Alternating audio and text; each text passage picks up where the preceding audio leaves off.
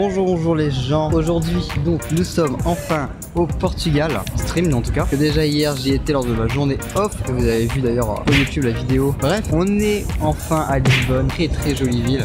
Pour tout vous dire, j'ai commencé à pas visiter. Non. Le mec qui est là vient de me proposer de la marijuana. Tout va bien. Bref, on est à Lisbonne et ce que je voulais dire c'est que j'ai marché 6 km avant d'arriver au centre-ville de Lisbonne, tellement la ville est grande et qu'il y a beaucoup, mais alors beaucoup d'autres villes aux alentours. Pour tout vous dire, Lisbonne c'est un peu plus de 300 000 habitants et avec l'agglomération on est à peu près à je crois 3 millions d'habitants si je dis pas de bêtises. Du coup on est en plein centre de Lisbonne. Et après on ira voir le monument principal de Lisbonne le plus connu, qui est évidemment la tour de Belém, mais elle est pas à Lisbonne, elle est à Belém. Bref, on visite un petit peu le centre-ville. C'est parti. Petite place de Lisbonne, pas une place principale, mais il y a quand même des trucs à voir. Il y a un monument là, juste là. Ah t'es c'est pas le truc, il y a plus de trucs à voir en vrai. On va aller directement sur la place principale de Lisbonne. Et vous voyez la maison en face là, celle-ci, c'est typiquement les maisons de Lisbonne avec du carrelage. Qui, si je dis pas de bêtises, le carrelage, donc ça vient des morts, encore eux. Et donc c'est vraiment typique d'ici et ça s'appelle de l'azulejo, je crois, un truc comme ça. Ça recouvre par contre toute la façade de la maison. Tout ce que vous voyez là, c'est du carrelage. Bon, la place que je vous montre est clairement l'une des places les plus connues de Lisbonne, la place Pedro IV.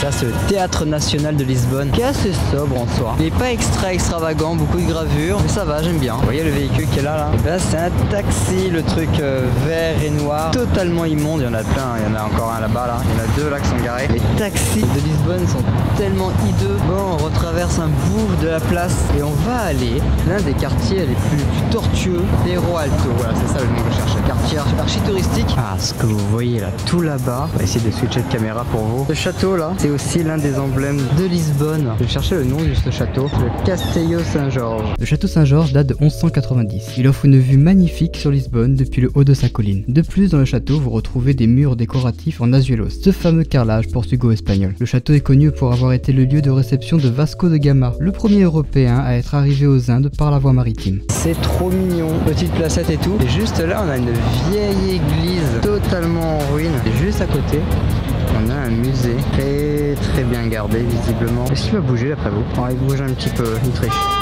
Pour un musée, il est beaucoup trop bien gardé.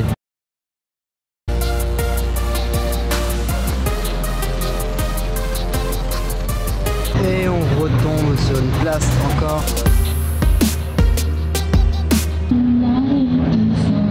Évidemment, en particularité, vous l'avez vu juste avant, de toute façon, les tramways métalliques sont très vieux mais sont super beaux. Oh, cette maison là-bas au fond, elle a l'air trop jolie. Ah, c'est aussi de la Zumero. Parce que là, ils ont mis des motifs incroyables. On va zoomer. Il a intérêt d'être bien collé leur carrelage.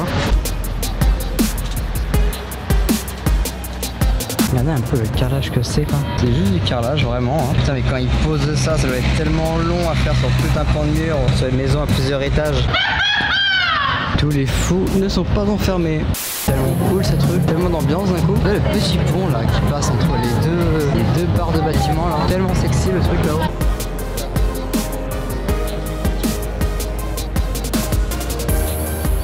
C'est ça leur fameux ascenseur.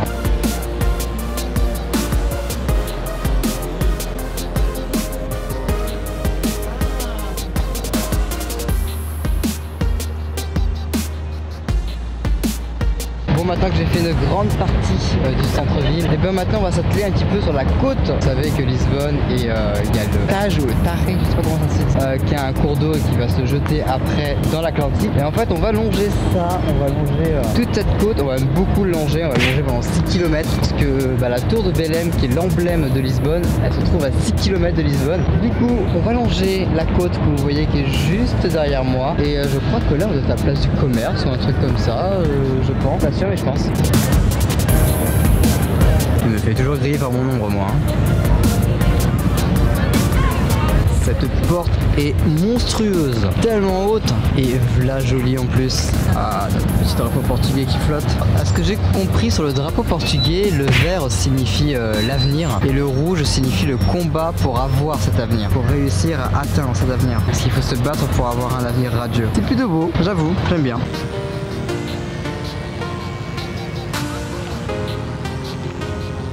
cette fois pour prendre un souvenir.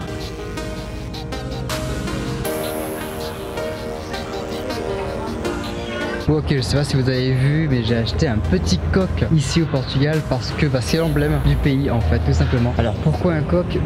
Je vais vous l'expliquer en voix off parce que je me souviens plus du tout de l'histoire. Je crois que c'était pour sauver quelqu'un ou un truc comme ça, et bref, en voix off ça sera plus simple. Le coq de Barceló tire sa légende de la ville de Barceló, où de nombreux crimes furent commis sans qu'aucun coupable fût arrêté. Sauf un homme qui se rendait à Saint-Jacques-de-Compostelle, qui a été jugé sans preuve. Il clama son innocence et pour le prouver, il prédit que le coq cuit à côté de lui, car oui, il avait un coq à côté de lui, il prédit que ce coq se lèvera et chantera le jour où il sera pendu sur la place publique. Ce qui arriva, et ainsi innocenta l'homme. Pas mal comme légende. Bon, ça y est, après 6 km de marche, un peu plus d'1h15, 1h20 de marche, on est arrivé, on est à la tour de Belém. Nous y voilà, c'est très très beau, la nuit est tombée, vous l'avez compris, c'est pour ça que je suis en dessous d'un énorme lampadaire, en espérant que vous puissiez voir quelque chose. Bref, en attendant, nous, direction de la tour de Belém. La nuit est tombée tellement vite, c'est fou. Là, le truc tout illuminé et tout, c'est magnifique. Alors j'espère que ça rendra bien en vidéo pour vous, mais je peux vous dire que moi en direct, je vois très bien tous les détails. Mais qu'est-ce qui l'éclaire comme ça? C'est juste qu'elle est... Ah oui d'accord, c'est les spots, ils sont vachement loin en fait. Ils sont juste hyper bien dirigés. Je pensais qu'il y aurait des spots là en dessous, mais pas du tout. Les spots sont à l'opposé. C'est ça qui éclaire.